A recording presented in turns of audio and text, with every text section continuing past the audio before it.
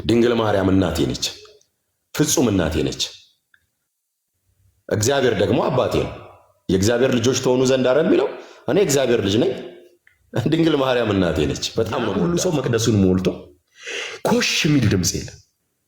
እግዚአብሔር የሰላም አምላክ ነው እንጂ የእውቀት አምላክ አይደለም።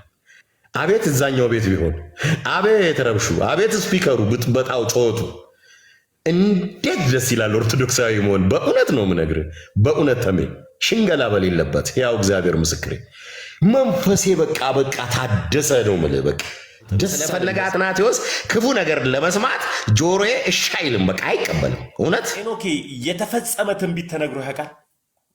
ተምዬ ምን አለ መሰለ፣ እኔ አንድ በያዘዌ ከአንድ ሺህ ምናምን በላይ ትንቢት ተነግሮኛል።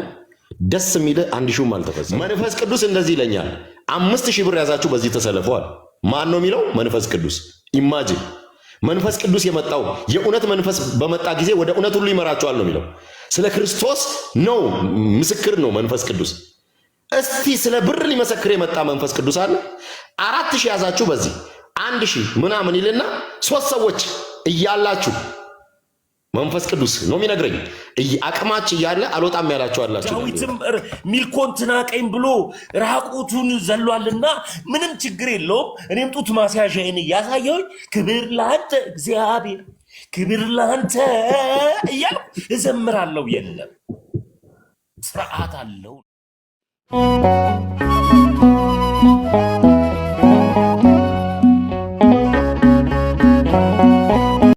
ድንግል ማርያም እናቴ ነች፣ ፍጹም እናቴ ነች።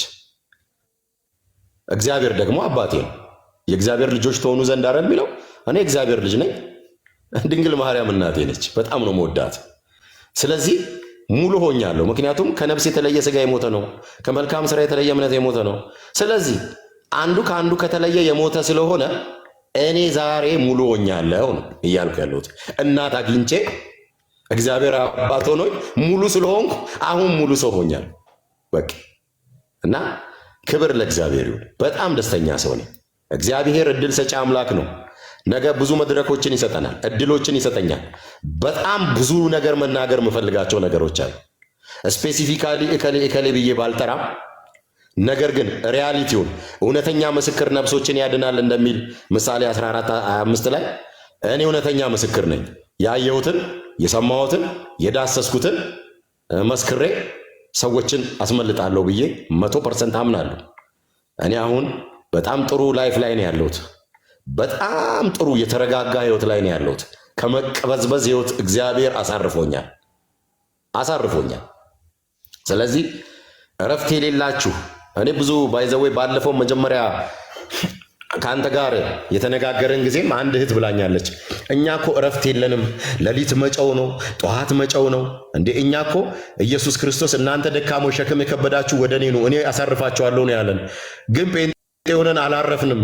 ወዴት ነው የመጣ ነው? እኛ ሌሊት መጨው ነው፣ ከሰዓት መጨው ነው፣ ማታ መጨው ነው። ውጤት የለው፣ ትርጉም የለው፣ ፍሬ የለው ህይወታችን እያለችኝ ነበርና በእውነት ነው የምልህ፣ ዝም በል ዛሬ አሁን ወንድሜ ካወቀው መስፍን ኦርቶዶክስ እጅግ በጣም ድንቅ ወንድሜ ነው ብታይ።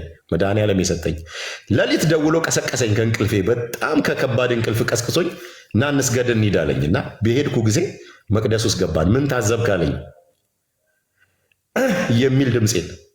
ያ ሁሉ ሰው መቅደሱን ሞልቶ ኮሽ የሚል ድምፅ የለም። እግዚአብሔር የሰላም አምላክ ነው እንጂ የእውቀት አምላክ አይደለም።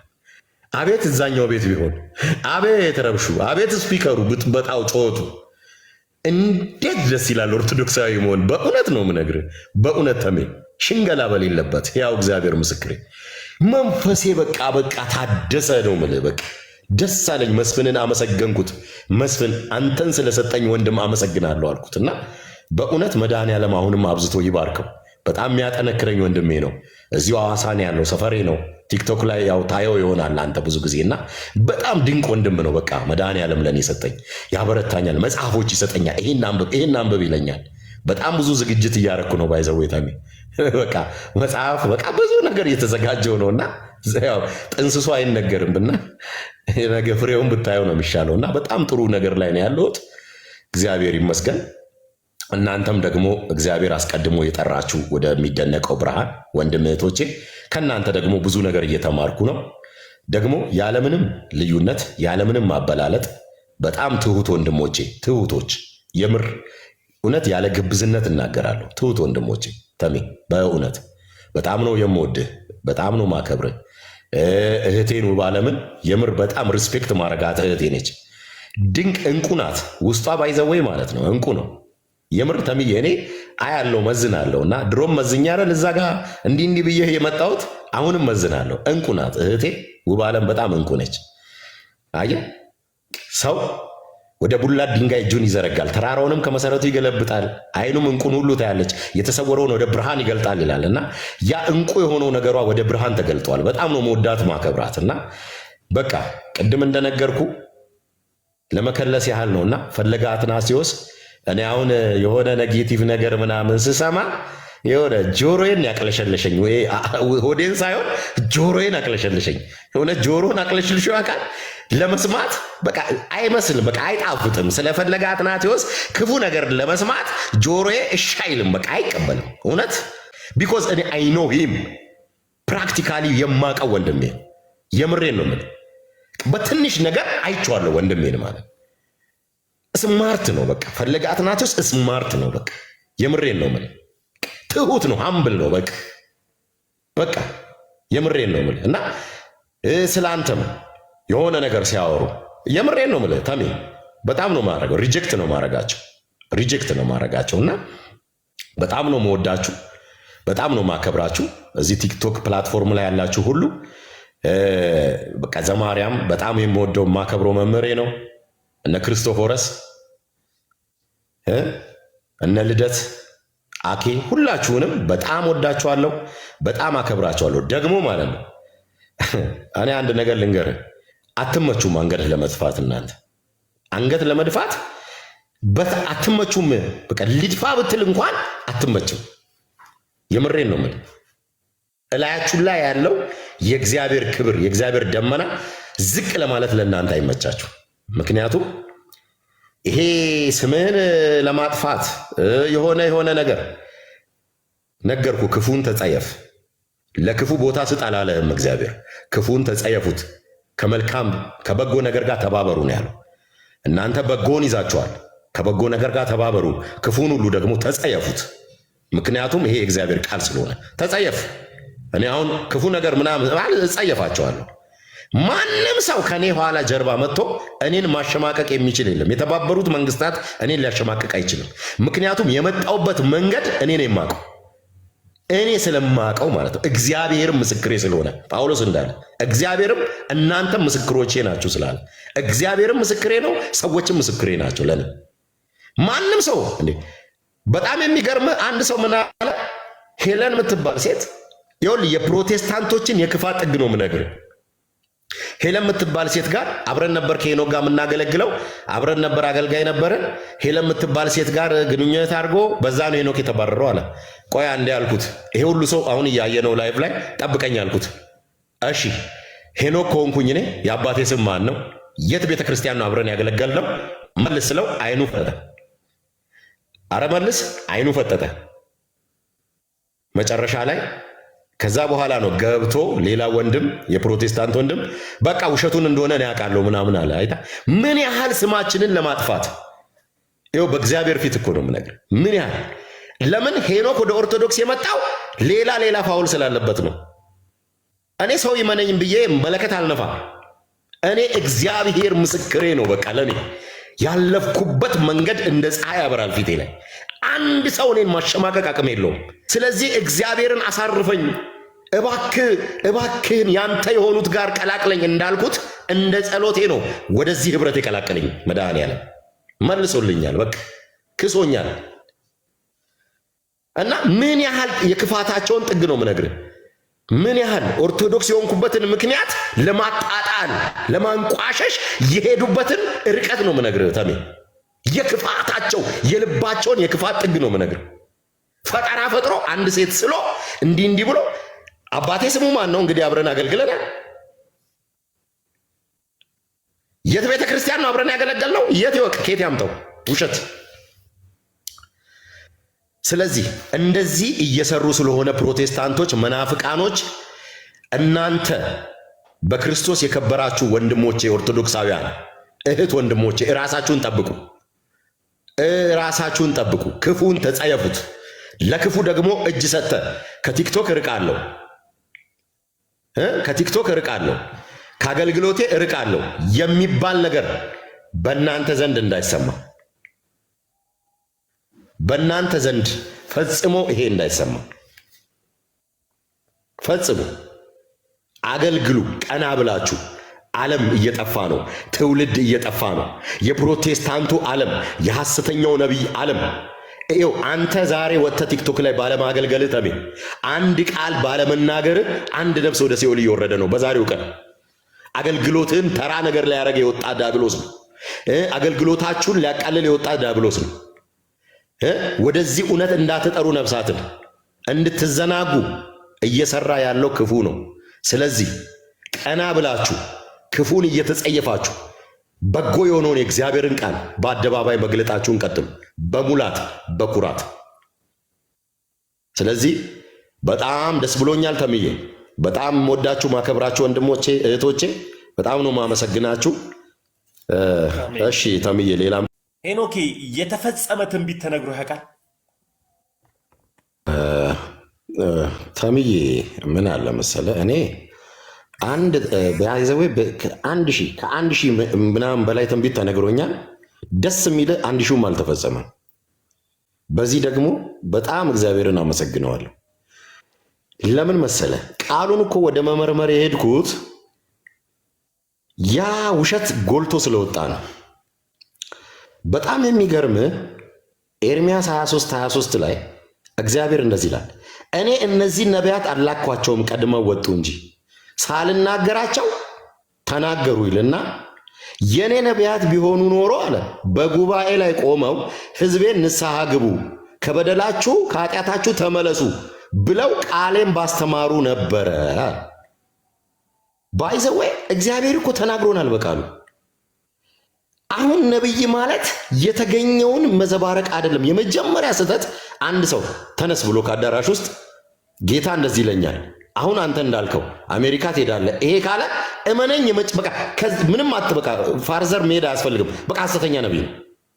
ቃሉ የሚለው መጀመሪያ እውነተኛ ነብይ የእግዚአብሔርን ቃል ነው የሚያስተምረው። ንስሐ ግቡ ነው የሚለው፣ ተመለሱ ነው የሚለው፣ ወደ እግዚአብሔር ቅረቡ ነው የሚለው። ኤርምያስ 18 ላይ ሕግ ከካህን ጥበብ ምክር ከጠቢብ ቃልም ከነቢይ አይጠፋም ነው የሚለው እንጂ ከነቢይ ዘይት አይጠፋም፣ ጨው አይጠፋም፣ ይሄ ምናምን አይልም። በቃ አይልም፣ ቃሉ አይልም። ምን ያህል ሰውን ደንቆሮ እንዳደረጉ እኮ ነው የሚገርም። በቃ የሰውን ልጅ አይምሮ ምን ያህል እንዳጨለሙ እኮ ነው የሚታይ። ከዛ እግዚአብሔር ምን አለ መሰለ፣ ዝቅ ብሎ ኤርምያስ 23 ላይ ዝቅ ብሎ እንደዚህ ይላል፣ እኔ የተናገርኩት ከሆነ ይፈጸማል አለ፣ እኔ ያልተናገርኩት ከሆነ አይፈጸምም አለ። በቃ ባጭሩ እግዚአብሔር ያልተናገረው ይሄ ገባኝ። እኔ እንደ በጥሼ እኮ ነው የወጣሁት እኮ በእግዚአብሔር ቃል እንጂ እኮ የፕሮቴስታንቱ ዓለም እኮ እውቀት የሌለውን ሕዝቤ እውቀት ከማጣቱ የተነሳ ጠፍቷል የሚለው ሆሴዕ 4:6 አይደለ? ሕዝቤ እውቀት ከማጣቱ እውቀት አለመኖሩ ሕዝቡን አፈር ነው ያበሉት። እኔ በእውነት ይኸው ሕያው እግዚአብሔር ምስክሬ ነው፣ የእውነት አምላክ አለ፣ አልዋሽምም። ስለ እውነት ግን እመሰክራለሁ። በፕሮቴስታንቱ ዓለም ያየሁትን ጉድ ነው።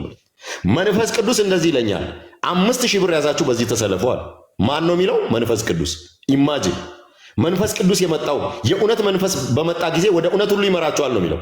ስለ ክርስቶስ ነው፣ ምስክር ነው መንፈስ ቅዱስ። እስቲ ስለ ብር ሊመሰክር የመጣ መንፈስ ቅዱስ አለ። 4000 ያዛችሁ በዚህ 1000 ምናምን ይልና 3 ሰዎች እያላችሁ መንፈስ ቅዱስ ነው የሚነግረኝ፣ አቅማች እያለ አልወጣም ያላችሁ አላችሁ ይላል። ይሁን ምን አይነት እንዴ! እኔ እግዚአብሔር ለምንድን ነው በዚህ ሁሉ እንድጎዳ ያደረገኝ? ለምንድን ነው በዚህ ሁሉ መንገድ እንዳልፍ ያደረገኝ? ለብዙዎች መዳን እንደሆን ነው፣ ሌላ ነገር የለውም። እኔ ላይ ጨክኖብኝ አይደለም። የነሱን የሐሰት ጥግ አውቄ እንደወጣ ነው። ሚስጥራቸው ብዙዎችን እንዳበራ መንገድ እንደሆን ነው አሳይቶ ያሳልፈኝ። ቢኮዝ እኔ የአይን ምስክር ነኝ። ማንም አምታታም መጥቶ በዚህ ቲክቶክ ላይ እንደኔ እውነተኛ ምስክር ዳሶ ቀምሶ አይቶ የመጣ ሰው ስለሌለ ማንም አያጭበረብርም። እዚህ ጋር ሄኖክ እንዲህ ነው ሄኖክ ምንም እንደኔ እስከ ጥግ ያያለ እንዴ እንዴ አንዷም በቲክቶክ ፕላትፎርም ላይ እንደዚህ አለች፣ መንፈስ ቅዱስ 1K መግባት አለብኝ ይለኛል አለች። ኧረ በስመ አብ እንዴ! ጭራሽ እኮ ቤቲንግ ማጫወት ነው የቀራቸው መንፈስ ቅዱስና። አንተ ምን አይነት የተመቱ የተረገሙ ናቸው። መንፈስ ቅዱስ ላይ እኮ ክፉ ቃል የሚናገር ይላል መጽሐፍ። እንዴ ምህረት የለውም ነው የሚለው። መንፈስ ቅዱስን ቤቲንግ ማጫወት ነው እኮ የቀራቸው እነዚህ በቲክቶክ ፕላትፎርም ላይ የመጡ ሐሰተኛ ነቢያት ደግሞ የባሰባቸው።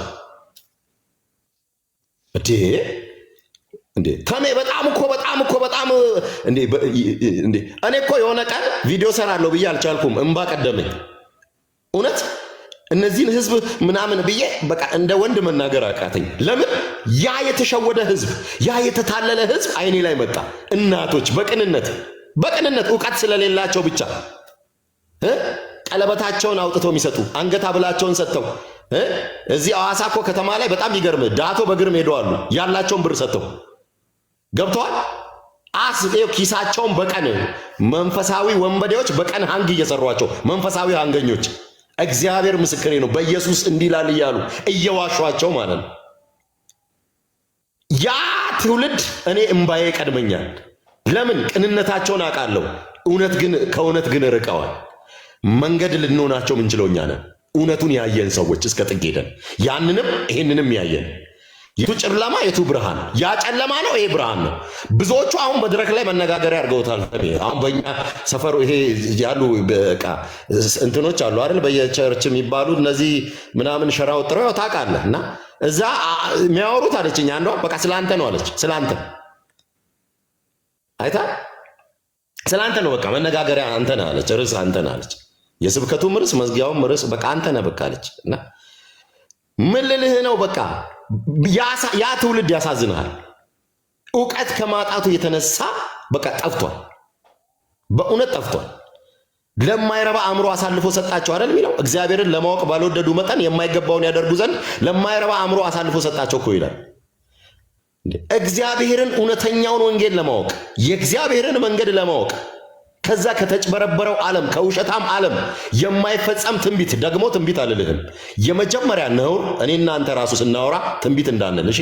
ሟርት ነው የሚባለው። ሟርት ትንቢት የሚባል ነገር በቃ እኮ አለቀ። መጥምቁ ዮሐንስ ላይ ነው ያበቃው ትንቢት። በቃ እዛ ጋር በቃ ዘግተናል። በቃ እሱ የመጨረሻው ነብይ ተብሏል። በቃ አለቀ።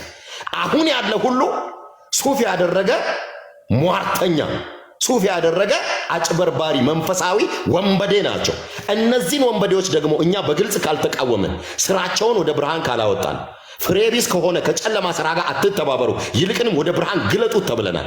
እገልጠዋለሁ። ፍሬቢስ ከሆነ ከነሱ አጸያፊ ስራ ጋር አልተባበርም። እገልጠዋለሁ። ሲገለጥ ብዙዎች ያመልጣሉ፣ ሲገለጥ ብዙዎቹ ይፈወሳሉ፣ ሲገለጥ ብዙዎች ይድናሉ። አለቀ። መንፈስ ቅዱስ 1K ይግባ ይለኛል አለች እኮ። እየሰማዋት እኮ ነው። በእናት እግዚአብሔር ይገስጻት በእውነት ተሜ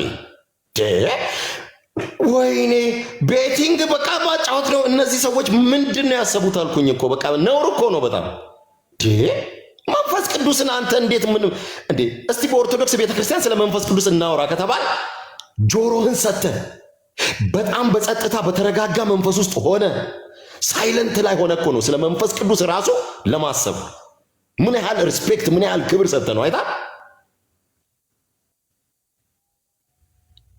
ለመጥራት ራሱ በአብ ወወልድ ወመንፈስ ቅዱስ አክብረኸው እኮ ነው ስትጠራው ራሱ በእርጋታ።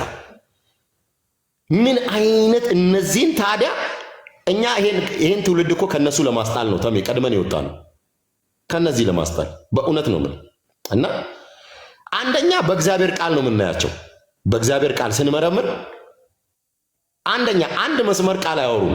ቀጥታ ወደ ገደለው ነው የሚገቡት። ወደ ገደለው ማለት ነው ስለ ገንዘብ ነው። ከምድር የሆኑ ሁሉ ምድራዊውን ነገር ይናገራሉ አለ። ይሄን ያለው እኔ አይደለሁም ኢየሱስ ነው። ከምድር የሆኑት ሁሉ ምድራዊውን ነገር ይናገራሉ አለ። ከዛስ ሰውም ሁሉ ይሰማቸዋል አለ። ይሰማቸዋል ግን ከእግዚአብሔር የሆነው እግዚአብሔር የላከው የእግዚአብሔርን ቃል ይናገራል አለ። ኑ የእግዚአብሔርን ቃል ስሙ ሕዝቤ አለ። ዕውቀት ከማጣቱ የተነሳ ጠፍቷል። ዕውቀት ማጣት በኋላ መንግስተ ሰማያት ለምን አልገባውም ዕውቀት አጥቼ ነው ምናምን የሚባል ነገር የለም። ዕውቀት ማጣት ያጠፋል። እንዳትጠፉ ኑ በጊዜ ወደ እውነተኛው መንገድ ወደ እውነተኛው ክርስቶስ ወደ እውነተኛው ብርሃን እንዳትጠፋ ወንድሜ፣ ለማይረባ አእምሮ አተላልፈ እንዳትሰጥ፣ ለሐሰተኛ ነቢያት ብዝበዛ እንዳትሆን። ና ነቢይ የሚባል ነገር የለም። ሟርተኞች ናቸው። ነጭ፣ አረንጓዴ፣ ጥቁር ሱፍ ያደረጉ በአደባባይ የወጡ በብዙ ሚዲያ የተገለጡ ሐሰተኛ ነቢያት መንፈሳዊ ወንበዴዎች ናቸው። ከነዚህ ተኩላ የበጉን ለምድ አድርገው ከመጡት አምልጡ። ድፍን ፕሮቴስታንቶች የምር ለእናንተ መልእክት አለኝ። እወዳችኋለሁ። እኔ ሄኖክ ወንድማችሁ ከክፋት ተነስቻ አይደለም፣ ከምንም ተነስቻ አይደለም። እግዚአብሔር ግን እኔን ባሳለፈበት መንገድ ሁሉ አስተምሮ ወደዚህ ብርሃን ስላመጣኝ በቅንነት ወንጌልን እናገራለሁ። የሚሰማኝ ሁሉ ካለ በእውነት ነው ምላችሁ፣ ኑ በብርሃኑ ተመላለሱ። ኢየሱስ ክርስቶስ ትላንትናም ዛሬም እስከ ለዘላለም ሕያው ነው። እወዳችኋለሁ በእውነት። ተምዬ ይቀጥል። ከልብ ነው የማመሰግነው ሄንዬ። ድንቅ መልእክት ነው ያስተላለፍከው። በጣም በጣም በጣም በጣም በጣም ድንቅ መልእክት በሚገባቸው መልክ። እኔ ፕሮቴስታንት እህት ወንድሞቼ ሁላችሁንም ወዳችኋለሁ። ድንገት በኃይለ ቃል የተናገርኩት ነገር ካለ ፕሮቴስታንቶች ይቅርታ ጠይቃለሁ። ግን በፍቅር ግን ልነግራችሁ የምችለው ግን አንድ ነገር ነው። ወንድሜ ከበቂ በላይ ተናግሮታል። ስፔሻሊ ነብይ ላይ ያለውን አመለካከት በቃ የመጨረሻው ነብይ ከዮሐንስ ያቆምና ይጨርስና ትመጣና አይ እንትና ጳውሎስ እኮ ነብይም ጭምር ነው፣ መምህርም ነው፣ መጋቢም ነው፣ ሁሉ በሁሉ ነው ጳውሎስ ብላችሁ እንደገና በቃ ነቢያት አለ ብላችሁ የምትመጡበት ትምህርት አለና በሕያው በእግዚአብሔር ፊት ትንቢት ተነግሯችሁ ተፈጽሞ ሊያውቅ ይችላል። ለምን ቢባል ሰይጣንን አትመኑት ተብሏል መጽሐፍ ቅዱስ ላይ። ከሰማይ እሳትን የማዝነብ ያክል ስልጣን አለ። ሰይጣን የሚፈጸም ነገር የሚታይ ነገር ሊሰጥ ይችላል። ሰጠ ማለት ግን እውነተኛውን እግዚአብሔርን አሳወቀ ማለት አይደለም። እውነተኛው እግዚአብሔር በእውነት አለ። እግዚአብሔር አምላክ የስርዓት አምላክ ነው እና እግዚአብሔር አብ አምላክ ስርዓት ያለው አምላክ ነው። በስርዓት ይታመናል። በስርዓት ነው የሚያምነው። ስርዓት አልባ ጋጥ ወጥ የሆነ እውነተኛ ተከታይ የለውም እግዚአብሔር። መሪዎቹን ካያችሁ አሁን ኦርቶዶክስ ጋር ስትመጡ አባቶችን ካያችሁ፣ ዲያቆናቱን ካያችሁ፣ የሰንበት ተማሪውን ካያችሁ፣ ምእመኑን ካያችሁ ሁሉም ስርዓት አለው። ምእመኑ ነጠላውን ለብሶ በስርዓት እግዚአብሔርን ያመልካል። ለምን ቢባል እግዚአብሔር የስርዓት አምላክ ስለሆነ። ዲያቆናቱንም ካያችሁ እንደዚሁ በስርዓት ነው፣ በስርዓት ስለሚያመልኩ። እንደዚሁ ደግሞ የሰንበት ተማሪው ሲዘምር በስርዓት ነው፣ ስርዓት አለ። ያሬዳዊ ዜማውን በስርዓት ያሬዳዊ እንቅስቃሴውን ሁሉ ስርዓት አለው። እንዲህ ያለ አምላክ ምንም በቃ ችግር የለውም። ሚልኮን ትናቀኝ ብሎ ራቁቱን ዘሏልና ምንም ችግር የለውም። እኔም ጡት ማስያዣዬን እያሳየሁኝ ክብር ለአንተ እግዚአብሔር፣ ክብር ለአንተ እያልኩ እዘምራለሁ። የለም ስርዓት አለው ነው። ዳዊት ራቁቱን ሚልኮን ትናቀኝ ብሏልና ዳዊትም ሚልኮን እየናቀችው ራቁቱን ዘለለ፣ አመለከ፣ ጨፈረ ብለ ለራስ ጥቅስ አትፍጠር። በጡት ማስያዣ የምታመልከው አምላክ የለሽም። ፓንት እያሳየሽ የምታመልከው አምላክ የለሽም። ኩል ሊፕስቲክ ዘመን ያመጣውን ሁሉ እያሳየሽ እንደዚህ ጣትሽን እያየሽ እግዚአብሔር ሆይ እኔ ድንቅ ነህ የምትይው አምላክ የለሽም። እግዚአብሔር አምላክ ሰውን ውብና ድንቅ አድርጎ ፈጥሮታል፣ ሰርቶታል።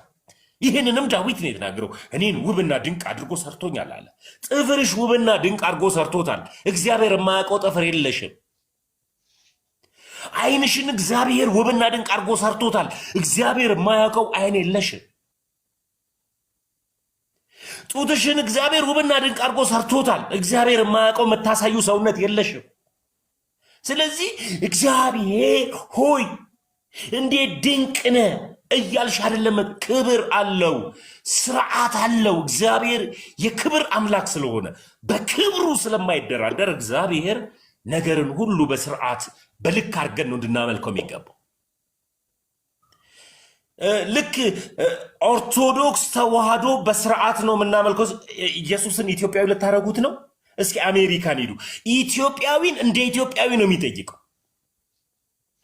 አትፈለሳሰፉ። እስኪ ናይጄሪያ ያለችዋን ኦርቶዶክስን በታይ እንዴት ነው የሚያመልኩት? እንደዚህ ነው እኮ የሚያመልኩት። ስለዚህ እግዚአብሔርን እኔ ኢትዮጵያ ውስጥ ሆኜ እንደዚህ ላምልከው ነው።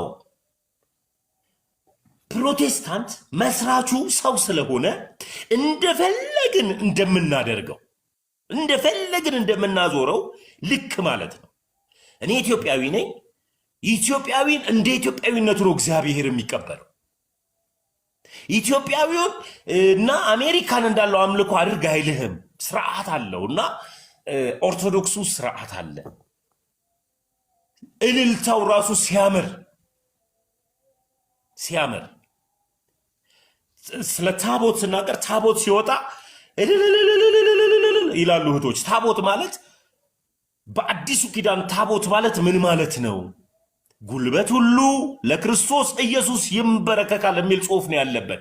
ስለዚህ እልልታው ራሱ ስርዓት አለ። ደስ ሲል እናቶች እልል ሲሉ፣ ደስ ሲል እህቶች እልል ሲሉ፣ ስለዚህ እግዚአብሔር በስርዓት ነው የሚመለከው። ይህን አስተውሉ ፕሮቴስታንቶች። ለምን ቢባል እግዚአብሔር የምን አምላክ ስለሆነ? የስርዓት አምላክ ስለሆነ። ቀጥሎ ከነቢያቱ ጋር የተያዘ ሁልጊዜ ሄኖኬ ብሏል፣ ትዳሬን በጥብጠውት ሳለ ነቢያቶች። ለምን ቢባል እንደሚበጠብጡት ስለማቅ። ከትዳር ጋር በተያዘ ባልሽ ዱርዬ ነው። ሪል የሆነ ነገር ነው የምነግራችሁ። ባልሽ ዱርዬ ነው። ስለዚህ እግዚአብሔር አምላክ ይልሻል፣ ፍቺው። እሷ እግዚአብሔርን ትወዳለች፣ ባሌ ዱርዬ ነው፣ ስለዚህ ፍቺው ብሎኛልና እግዚአብሔርን ስለማመን ልፍታውት ብላ ባሏን ከፈታች በኋላ ሊያጽናናት ነብዩ ይመጣል። እግዚአብሔር ግን ፍቺን ይቃወማል፣ ይጸየፋል። በጣም የሚወደው እግዚአብሔር ትውልድ የሚተካበት ትልቅ ነገር ቢኖር ትዳር ነው። ደግሞ የሚጸየፈው ነገር ደግሞ ትዳር ፍቺ ነው። ከዛ በኋላ ነብዩ ለማጽናናት ይመጣል፣ ይጸልይላታል። እግዚአብሔር ይልሻል ይላታል፣ ይላል፣ ትወድቃለች። አሁንም ይላል እያለ ወደ ጡቷ ይሄዳል። ይቺን ሴትን ባሏን አፋቷል፣ ባልቴት ሆናለች። ነገ ይመጣል፣ እግዚአብሔር ይላታል፣ ይወርዳል፣ ወደ እምብርቷ ይሄዳል። ኩላሊት በሽታን ፈወስኩት ይላል፣ ትወድቃለች። ወደ ማፀንሽ አካባቢ ወጋ ያረግሻሉ ይላታል። አዎ የእግዚአብሔር ሰው ትለዋለች። ለምን ቢባል ለምን እንደሆነ ታውቃላችሁ? እጄን ጭኜ ጸልይበታለሁ ይላል። ወደ ማፀን እጁን ጭኖ ይጸልያል። ሪጃላ ቡራ ባጃላ ቡራ ቢሪ ቡራ ይላል። ይህ ምን ማለት ነው ብላችሁ አስተውሉ ወገኖች፣ ጴንጤዎች አስተውሉ። እግዚአብሔር አምላክን በሪባ ጃላ ቡራ ተሸውደው። እግዚአብሔር የስርዓት አምላክ ነው።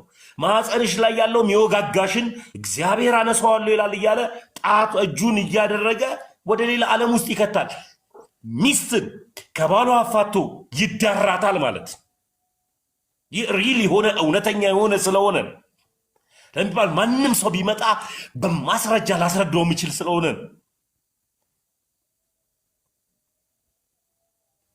መጀመሪያ ግንባሯ ላይ ይጭናል፣ ይጸልይላታል። ነገ ጡቷ አካባቢ ጋር ይጸልያል። ከዛ በኋላ ከነገ ወዲያ ደግሞ ሲመጣ ደግሞ እምብርት ይላል። ከዛ በኋላ ማፀንሽን ወጋ ያረግሻል፣ ወደ ካንሰር ሊቀየር ነው ምናምን ይላል። እጄን ጭኜ ጸልያለሁ ይላል። እንደዚህ እያለ ይዳራል ማለት።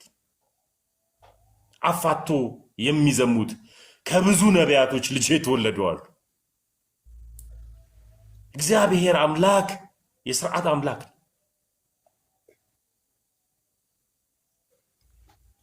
ለዚህም ነው ቤተ ክርስቲያን አንድ አባት ብለን ስንቀበለው አባት የትኛውንም የንስሐ ልጁን መጥቶ ብሎ አይስምም። ልጸልይልሽ ብሎ አይስምም። ስርዓት ያላት ቤተ ክርስቲያን፣ በስርዓት የሚመለክ አምላክ ስላለ መስቀል አለ። በመስቀል ያሳልማል። አይዘልቅም ከዛ በላይ። ድንገት ሊጸልይላትና ሊያደርግ የሚገባ ሰውነቷ ላይ ካለ በመስቀል ትከሻዋን ይመታል፣ ይነካካል። ስርዓት አለው እግዚአብሔር። እግዚአብሔር በስርዓት የሚመለክ አምላክ ነው። ለምንድን ነው አንድ ጡንቻ ያለው ነቢይ መጥቶ እኔ ከይቅርታ ጋር እቺ ልንገር ሄኖክዬና ወደ አንተ ጥያቄ ሄዳለሁ። አንድ ነቢይ አለ እኛ ከተማ ውስጥ ደብረ ዘይት እና ታዋቂ ነው፣ ሚዲያ አለው።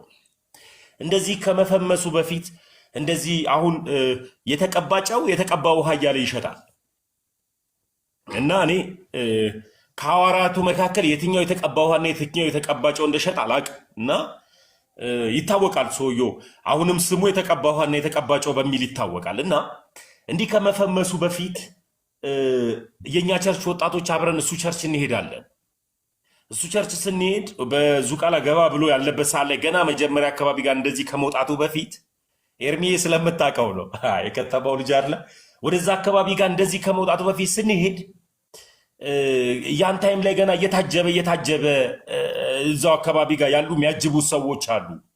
እና ለእኔ ሲጸልይልኝ እንደዚህ ለምን ከመጸለዩ በፊት 50 ብር አለኝ ሄኖኬ፣ እማልዋሽ ነገር 50 ብሩ ደግሞ 15 ብር እራት የምበላበት ነው። ቀጥሎ ደግሞ ታክሲ ያለ ስራ የሚሄድበት፣ ቀጥሎ ቁርስ ይበላል። ምን ይላል በህይወቴ በእኔና በህይወቴ መካከል 50 ብር ነው ያለው። ቤት ኪራይ 150 ብር አለብኝ፣ እየደረሰ ነው። 25 ብር ስቲከርና ዘይት ካልገዛ ይጸለይልህ። ረዥም ጊዜ ታሪክ ነው የምነግርህ። ከዛ በኋላ ከኔ ጎን ለምን ቢባል ያቀኛል፣ ጓደኛዬን ያውቃታል። ጓደኛዬ አስመላኪ ናት። እኔ ደግሞ ታየኝ እያልኩኝ ነብይ ቢጤ የምጫወትበት ሰዓት ላይ ነው። እግዚአብሔር ያበላሻል፣ ያጠጣሻል፣ ትበሪያለሽ፣ ትከንፊያለሽ የምልበት ታይም ላይ ነው። እኔም እንደሱ ታየኝ እያልኩ የምተነብይበት ታይም ላይ ነው። እና እሱ ቸርች ተክሏል፣ እኔ ቸርች አልከፈትኩም። እሱ ግን ቸርች ከፍቶ ነበር ያኔ። ልዩ ምልክት አለው። ከቅባቱ ጉልበት የተነሳ ቀንበር ይሰበራል የሚል እና ያቺ ከቅባቷ ውፍረት የተነሳ ቀንበር ይሰበራል የምትለዋ ዘይቷን ነው የሚያሳየው። ከዚህ ዘይት ውፍረት የተነሳ ቀንበር ምን ይላል? ይሰበራል። አይዟችሁ የትኛውን ቀንበር ይሰበራል ይላል። አራት ልጆች አሉሽ፣ አምስት ልጆች አሉሽ የሚል ተንባይ ነው። ያኔ ገና እሱ እያደገ ነው። እኛ ደግሞ እንደዚሁ ደግሞ እንደዚህ ይታየናል እያልን እሱ 4 5 እያለ ከኛ ትንሽ አንድ ሌቭል ከፍ ብሏል። እዛ እየጸለየ እንዲህ እግዚአብሔር ልቤን ያውቃል። 25 ብር ከሰጠሁት 25 ብር ነው የሚቀረኝ። አሁን እራት ደግሞ በ15 ብር ከበላውኝ አስበው የምትቀረኝ ብር 10 ብር ናት የምትኖረኝ። ነገ ስራ ሄዳለሁ በ2 ብር ታክሲ። ከዛ በኋላ ምሳ ምን ሊሆን ነው? ቤት ኪራይ እየደረሰብኝ ነው። ከእግዚአብሔር ጋር ጠብ ጀመርኩ። እሺ ለማንኛውም ለቤቱ ስራ ነው፣ ለእግዚአብሔር ስራ ነው፣ ልክፈል ብዬ 25 ብር ከፍዬ ስቲከር አለች እቺ በር ላይ የምትለጠፈዋ ሁሉ በእርሱ ሆነ ከሆነው ሁሉ አንዱ አላንዳች ያለሱ አልሆነም የሚል ጥቅስ ነው የደረሰኝ ስቲከሩ። በቃ እግዚአብሔር በእኔ ህይወት ላይ ያደረገው ይሄ የሚሰጥ ይሄ የምትለጠፈዋ ነገር በጠቅላላ ማለት ነው መልእክት ናት። ታውቃለህ ሄኖክ፣ ነቢያቶች መልእክት ነው ይህ ለአንተ እግዚአብሔር የሰጠ አዋጅ ነው። ከዛ በኋላ ሊጸልይልኝ ሲል አጭር ነው፣ እኔ ረዥም ነኝ፣ ቀጫጫ ነኝ። ያው አንዳንዶቹ ደብረዜ ልጆች አሁን እዚህ ጋር ስላሉ ስለሚያውቁኝ ቀጫጫ ነኝ፣ እኔ አጭር ነኝ፣ ረዥም ነኝ። ትንሽ ውጥጥ የምልበት ታይም ላይ ነው እንደዚህ ተንጠራርቶ እሱ ቴኳንዶን ምናምንም ስለሚያሰለጥን ማስተርም ፓስተርም ነው እሱ ገብቷል።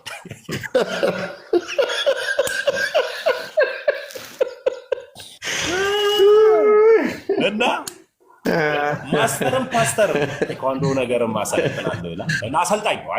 ቴኳንዶነት የምርም ያሰለጥናል። ብዙዎችን ብዙ ዳን ሰጥቷቸዋል። ብዙዎቹ ከሱ ካሰለጠናቸው ወደ አሰልጣኝነት ይሄዱ አሉ። ማቃቸው ወንድሞችም እዛ በቴኳንዶ እና እቺ የቴኳንዶዋ በወር 25 ብር አላዋጣ ስትለው ነው ወደዚህ እቺ መጣው። እዛ አለኝና ያቺ ልጅ ከኔ ጋር ሄኖክዬ አጭር ናት፣ በጣም አጭር ናት፣ ቀይ ናት፣ ትታወቃለች፣ ከተማ ውስጥ አስመላኪ ናት። በቃ የነ ሊሊ መዝሙርን የምታስመስል የነ አዜብን የምታስመስል ምርጥ ዘማሪ ልጅ ናት። የኔ እጮኛ ነበረች። አንድ አጋጣሚ ሆኖ እሷ አገልግሎት ስትጠራ እኔ ከእሷ ጋር አብሬ ሄዳለሁ፣ ይታወቃል። እኔ ደግሞ ክፍለ ሀገር አገልግሎት ከተጠራውኝ ስለሚያውቁ አብዛኛው መቂ፣ ዓለም ጤና፣ ሞጆ፣ ዱከም፣ ደብረ ዘይት አገልግሎት የምጠሩኝ ሰዎች እዚህ ጋር ሁላችሁም ታውቃላችሁ። እና ሻሸመኔ አገልግሎት ስትጠራ አስመላኪ አለ፣ ማንንም አስመላኪ እንዳጋብዙ እያልኩኝ ይዤ ነው የሚሄደው እሷን። እና ደግሞ አንዳንድ ከተማ ውስጥ ያላችሁ ደብረ ዘይት ውስጥ ያላችሁ አሁን ቸርች ያላችሁ የኔ ባቾች አብዛኞቻችሁ የኔንና የልጅቷን ታሪክ ስለምታውቁት እና በመሀል እኔና እሷ እንደተጣላን ተሰማ ወሬው ላይ ገብቷል። ሁለት አስመላኪዎች፣ አንዷ ነብይት ናት፣ አንዷ ደግሞ አስመላኪ ናት። እዚህ ከተማ ውስጥ በማስመለክና በነብይነት የሚታወቁት ሁለቱ ብቻ ናቸው። ሄኖኪ ስማቸው ተመሳሳይ። ሁለታችንም ደግሞ የአንድ ቸርች ልጆች ነን። ሁለቱ ፌል አደረገ። ከአንዱ አገልጋይና ከኔ አገልጋይ ፌል አድርጓል። የሁለታችን እንደዚህ ብሎ ተነበየልኝ። እግዚአብሔር አምላክ ይልሃል አለኝ። ተንጠራርቶ ነው እጅ ጭኑልኝ። እግዚአብሔር አምላክ ይልሃል። ያቀኛል እኮ አብረን እኮ እንጸልያለን እኮ ቤቴል ጌድን እኮ እንጸልያለን እኮ። ያው ታየኝ ከሚባሉ ነቢያቶች መካከል አንዱ እኔ ነኝ። ህልምም አያለውም እያወቀኝ ልክ እንደማያቀኝ እግዚአብሔር አምላክ ይልሃል አለኝ። እሺ ይሄ አንዲት አጭር ሴት ትታየኛለች አለ፣ ቀይ ሴት። እሺ እኔ ነኝ እንዲቋረጥ የምፈልገው ይልሃል አምላክ አለኝ። እንዲህ አልኩኝ፣ እግዚአብሔር ጋብቻን ፍቺን ይፈቅዳል ማለት ነው ብዬ ከመጽሐፍ ቅዱሱ ጋር ነው ጠብ ጀመርኩኝ እዛው። ስለዚህ እግዚአብሔር ይልሃል ምናምን ብሎ ቢለኝ አልወድቅም። እሱ አጭር ነው፣ እኔ ቀጫጫ ረዥም ነኝ። ያውንም ደግሞ ትንሽ ከእግዚአብሔር ጋር ፍትጋ ቢለኝ አልወድቅም። ከኋላዬ ሁለት ግብብዳ ሰዎች አቦ እባክህ ስራ እንስራበት ብለው በቲራ አሉኝ። ጌታ ምስክሬ ማለት ነው። ወደቅኩ። እንዲህ ብሎ ነው አቦ ስራ እንስራበት ሽሎ በቲራ ሲለኝ ወደቅኩ። እንዴት ነው ማለት ገደልከኝ። እኔ ከኋላ ሰው ይመታኛል ብዬ አልጠበቅኩም።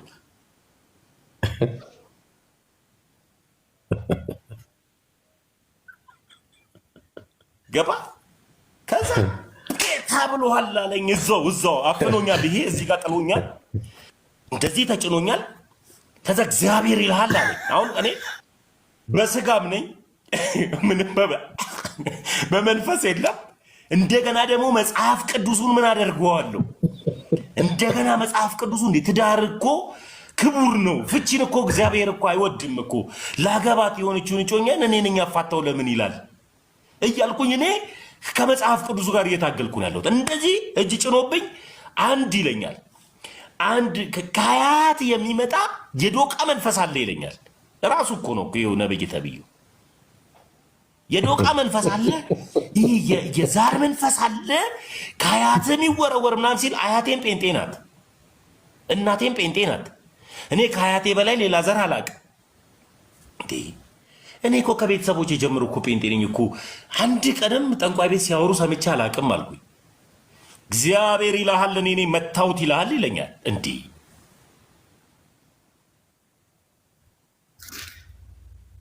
ምኑን ነው የሚመታው?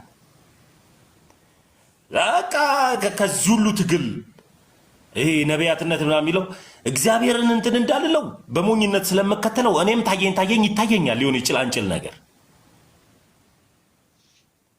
ከዛ በኋላ ነው ከዛ ሰው ጋር ፍሬንድ ሊፈጠርን ወንድምየው። ከዛ ከሱ ጋር አብረው የሚያገለግሉ አንዳንድ ነቢያቶች ኖርማል ለሚዲያ ስለማይመጥን ነው እንጂ ከእግዚአብሔር ሳይሆን ከምን ማዳመጥ እንደሚችሉ ከምን መንፈሱ እንደሚነግራቸው በ150 ብር የሚሰራ ነገር አለ። ወደዛ መንገድ እንደሚሄዱ ሳቅ እኔ እዛ አካባቢ ጋር ቀረው።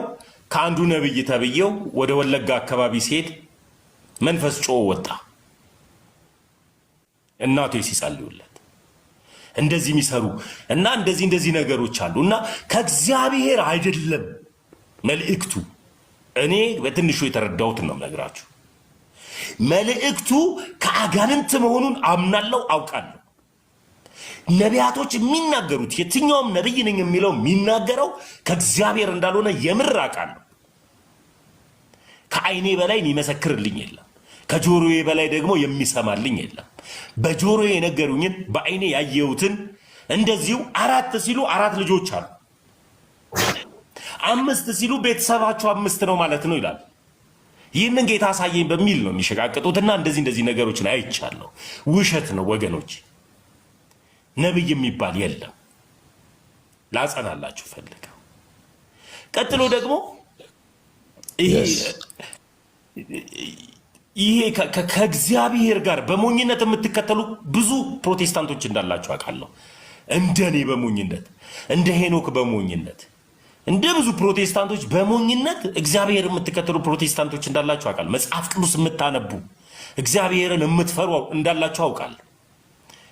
ፈለጊ እንዴት ላድርግልህ በጌታ እና እናንተም ደግሞ እንትን እንድትሉ ፈልጋለሁ፣ እንድትነቁ፣ እንድትመረምሩ።